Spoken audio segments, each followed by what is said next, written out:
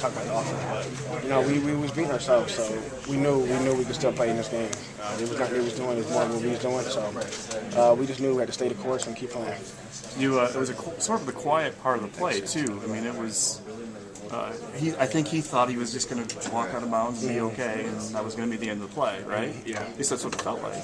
Well, I think that's what he was doing, but I was just going for the ball. It was in the inside hand. We're taught to do that, so he had it in the inside hand, and I went for it.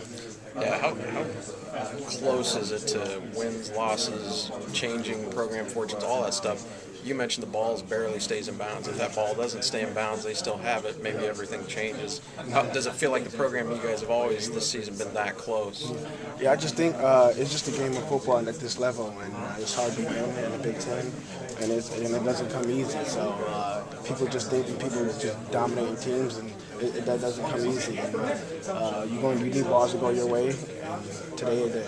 I was going to say, you mentioned that it was close to going out of bounds. When you heard they were going to review it, were you at all worried about it? After I seen the first replay, I knew it was in bounds. But I honestly didn't know if it did or didn't go out of bounds. Did you just kind of land on it? I grabbed it. It was just like a couple inches away from me, so I just reached out and pulled it in. You had a pretty interesting collection of parents you hugged today. Yeah. Is that your mom? Yeah, my biological mom came, and then my stepmom came, and then my stepfather. Pretty cool, huh? Yeah, it means a lot for them to travel. And your stepfather, is he had a liver transplant. Last looking a lot better than yeah. Oh yeah, definitely. He got his weight back. So yeah, good. That's a good and bad. That's good. I take it as a good. Yeah, I would take it as a good. It's back to normal. Yeah. So a lot of emotion there, I imagine.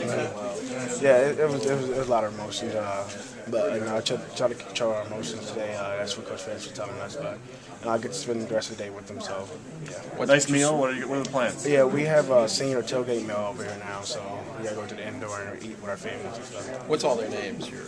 Norma Hitchens, Amy, and Brad Anderson. And how different does we're getting into late November, how different does this late November feel than last November?